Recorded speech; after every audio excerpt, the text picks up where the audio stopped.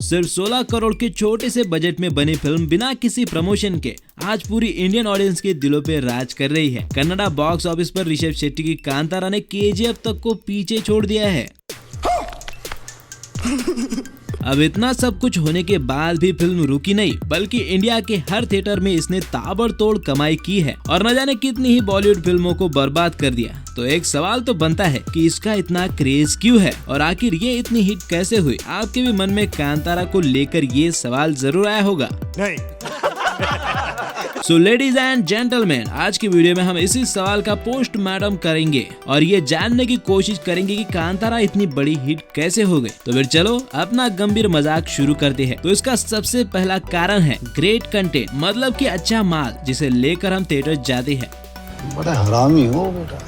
मेरा मतलब है जिसे देखने हम थिएटर जाते हैं। देखो बहुत ही सिंपल सी बात है, पब्लिक अब बहुत शाड़ी हो गई है। अब वो एक्टर्स देखकर नहीं बल्कि कंटेंट देखकर थिएटर जाती है। अगर फिल्म अच्छी है तो एक्टर नया हो या फिर पुराना कोई फर्क नहीं पड़ता। यही वजह है जिसके कारण साउथ की फिल्में हिट जा रही है और कांतारा भी इसी वजह से हिट गई है। लेकिन इतना सब होने के बाद भी बॉलीवुड ये बात समझ नहीं पा रहा है। ये आज भी कुएं में फंसे उस मेंढक की तरह सोचते हैं जिसको ये लगता है कि कुएं में जितना पानी है वही दुनिया का सारा पानी है और इसी वजह से पब्लिक को क्या चाहिए इनको अभी तक समझ ही नहीं आ रहा है। खैर छोड़ो, मुद्दे पर वापस आते हैं। तो कांतारा मूवी का हर सीन या फिर हर एक चीज ऐसे बनाई है कि सीधा दिल पे लगती है। बीजीएम को ही ले लो, जब तुम इसे सुनोगे तो समझ में कुछ नहीं आएगा, लेकिन फिर भी सुनने में मजा आता है। जब जब पंजुर्ली देवस सामने आते हैं और वो गजब की आवाज निकालते हैं तो वो आवाज बार बार सुनने का दिल करता है। वहीं पे एक बेहतरीन क्लाइमैक्स भी जो कहानी को पूरा मोड़ के रख देता है। वैसे क्लाइमैक्स के बारे में हम आगे बात करेंगे ही, लेकिन और एक अहम रीजन है जो इस फिल्म को स्पेशल बनाता है, वो है इसकी ओरिजिनलिटी। तुमको पता है ये पूरा का पूरा गांव ही नकली है, लेकिन तुम मूवी देखते वक्त कहीं पे भी ये नहीं कह सकते कि ये गांव नकली है। इसके पीछे भी ऋषभ शेट्टी का डेडिकेशन है। उन्होंने इस फिल्म को और भी बेहतरीन करने के लिए सभी कास्ट के साथ शूटिंग के कुछ दिन पहले ही उस गाँव में रहना शुरू कर दिया था और वो सब हर रोज अपने अपने किरदार में ही रहते थे। अब यहाँ पर ऋषभ शेट्टी के साथ उनकी कास्ट की भी तारीफ करनी पड़ेगी, जिन्होंने अपने काम के लिए इतनी सारी तकलीफें सहकर भी उस किरदार को पूरा निभाया है जो उन्हें इस फिल्म में दिया गया था और इसका रिजल्ट तुम्हें फिल्म में दिखेगा भी। स्पेशली शिवा को अगर तुम फिल्म में देखोगे और उसके बाद अगर ऋषभ शेट्टी को देखोगे तो पहचानना बहुत मुश्किल हो जाएगा। कई सारे सीन भी उन्होंने खुद किए, जैसे कि ये भैंसों की रेस वाला सीन बहुत ही डेंजरस था और ऋषभ को इसे करते वक्त कई बार चोटें भी आई थी, लेकिन बावजूद इसके उन्होंने ये खुद किया बिना किसी बॉडी डबल के। लेकिन फिर भी इतनी ही चीजें नहीं है जो कि कांतारा को हिट बनाती है, क्योंकि अगर तुम सिर्फ अच्छे कंटेंट को ध्यान में रखोगे तो तुम्हें साउथ में ही पास्ट में ऐसी कई सारी फिल्में मिल जाएगी जो बहुत ही अच्छी है, लेकिन फिर भी उन्हें कांतारा इतनी सक्सेस नहीं मिली।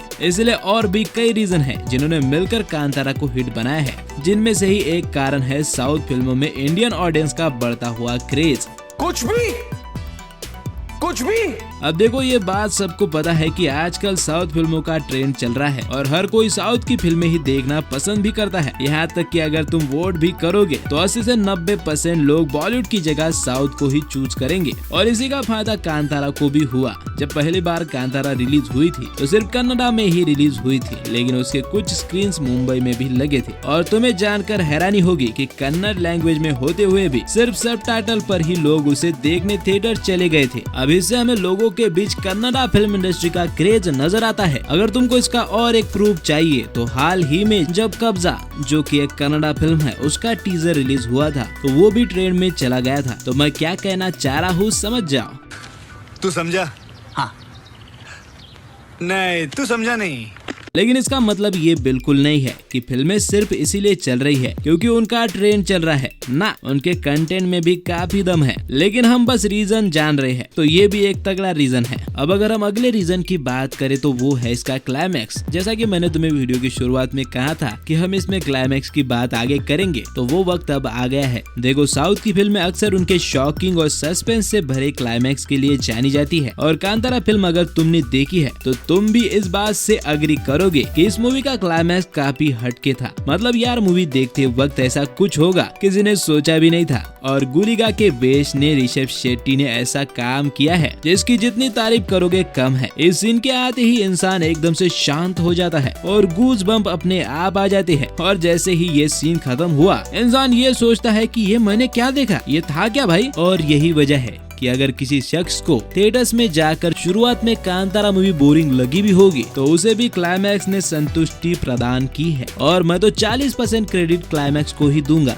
अच्छा, और एक रीजन है जो इस फिल्म को हिट बनाने में एक अहम किरदार निभाता है, और अगर इसके बारे में इस वीडियो में बात नहीं की तो शायद ये वीडियो अधूरा रहेगा। वो रीजन है रिलीजन। दरअसल इस मूवी में एक ऐसी संस्कृति को एक्सप्लोर किया है जिसे ज्यादातर लोग नहीं जानते थे। साउथ की तरफ ये कोला और पंजुर्ली दैवत बहुत पॉपुलर है, लेकिन हमारे यहाँ इसे कोई नहीं जानता था, और ये अचानक से हमारे सामने आने से हमें ये सब काफी अद्भुत लगा। पता है, जब पहली बार ऋषभ शेट्टी इस फिल्म की स्क्रिप्ट लेकर प्रोड्यूसर के पास गए थे तो साउथ के बहुत से बड़े बड़े प्रोड्यूसर ने इसमें पैसा लगाने से साफ मना कर दिया था, क्योंकि उनका मानना था कि इसमें जो भगवान से जुड़ी चीजें हैं या फिर पंजुर्ली और गुलिगा से जुड़ी चीजें हैं उससे बहुत बड़ा बवाल हो सकता है, या फिर ये नहीं चलेगी क्योंकि इसमें पुराने ख्यालों वाली चीजें मौजूद है। लेकिन अब वो सभी कोने में जाकर रो रहे होंगे।